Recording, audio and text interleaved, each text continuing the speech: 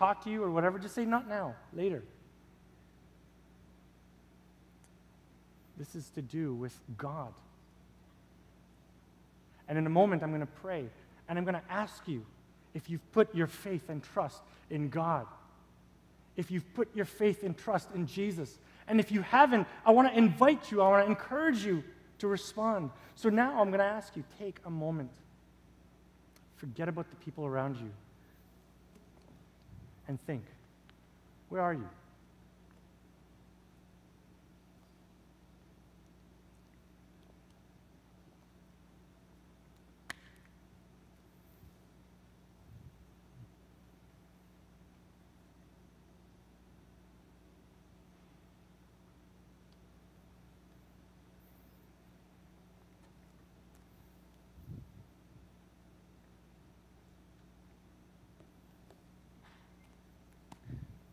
I want to invite you to bow your heads and pray with me.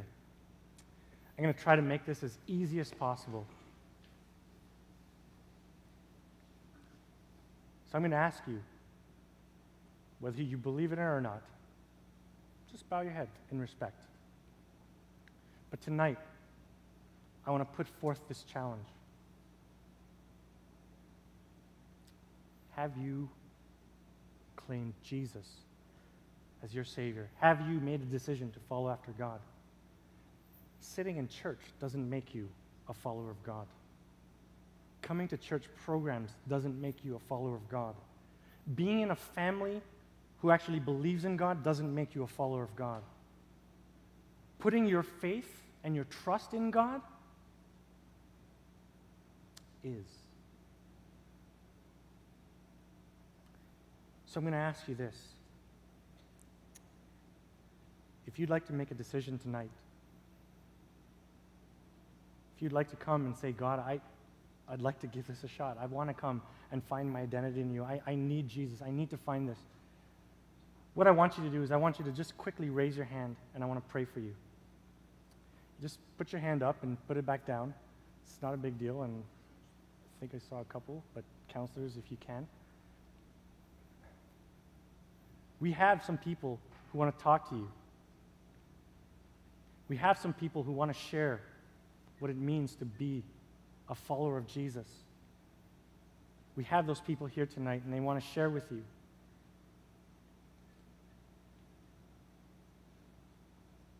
So if that's you, would you raise your hand? Actually, I'm going to ask you to just keep your hand raised, because you guys are just too quick.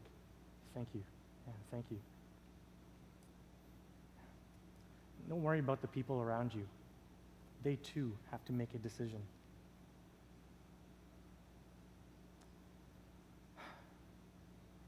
What I'm going to do now is I'm going to pray. And as we do, I'm going to ask you, if you put your hand up, to go just to the back. I'm not going to ask you to come to the front. There's no need for that. There are some lovely, lovely Chinese people back there who would love to talk to you. And they want to share with you about this Jesus. And you could trust them. You can go. And as you do, ask questions. Ask them to pray for stuff. So I'll tell you something. I know that it's easy to hide. I know that it's easy to cover up. What's not easy is to say, God, fine, you saw me. I'll start coming.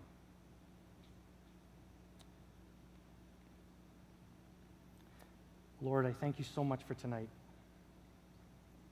God, I also pray that that we recognize you, that we recognize who you are, that you're the one who instills an identity in us. You're the one who instills a faith and a salvation. You're the one who instills that goodness, that love in us. Father, I just pray for those who recognize the pig slop that they're in. God, I know that you would run to them. So, Father, for those who are making decisions in their heart, whether they choose to get up out of their seats or not, God, I pray that you'd give them a firm sense of your presence in their life.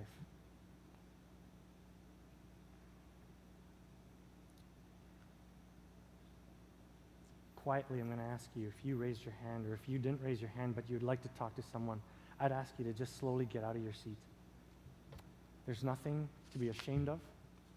There's people behind at the back who want to talk to you. So I'm going to encourage you to do that right now. And while you still have your heads bowed, what I want to do is I want to pray for another group of you. So if you would do that right now, if you would like to follow after Jesus, if you put your hand up while I did, I can't see much. The lights are too low and, like I said, too much to look at. I want to encourage you to stand up and go to the back. You can do that right now.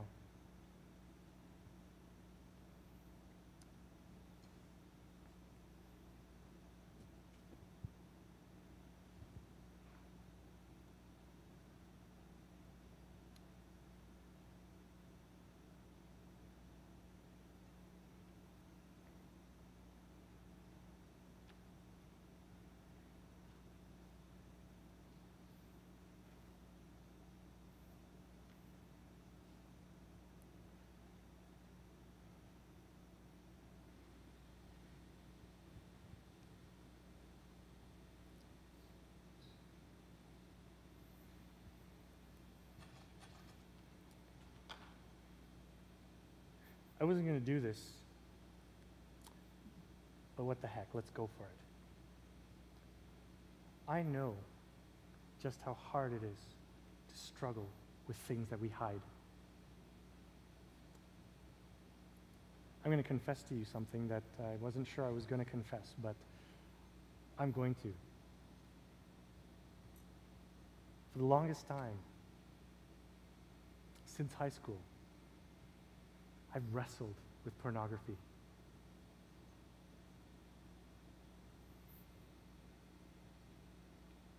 And oftentimes, it's easy to hide behind those things.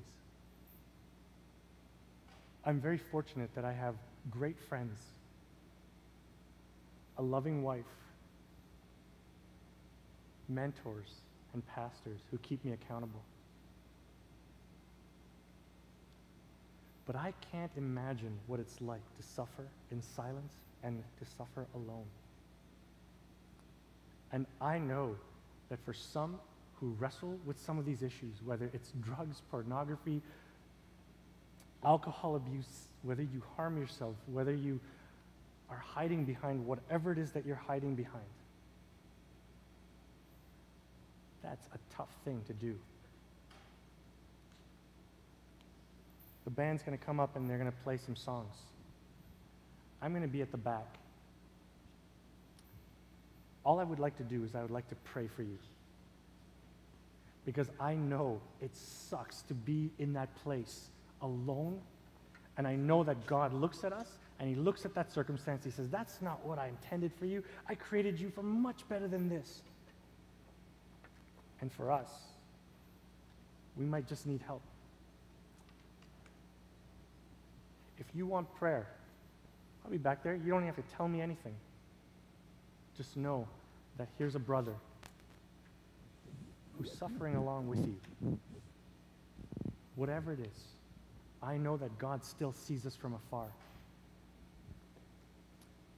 And given the chance, man, he would run to you.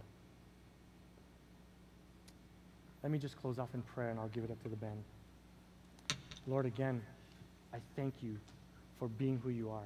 Thank you for being that kind, loving God who is always in our midst, ready to just pounce on us and love us and give us our self-worth and our identity. Father, I pray for those who are hurting here. I guess you do know what it's like to have pain. Your son went through it on the cross. But God, help us to be reminded tonight that we don't have to suffer alone.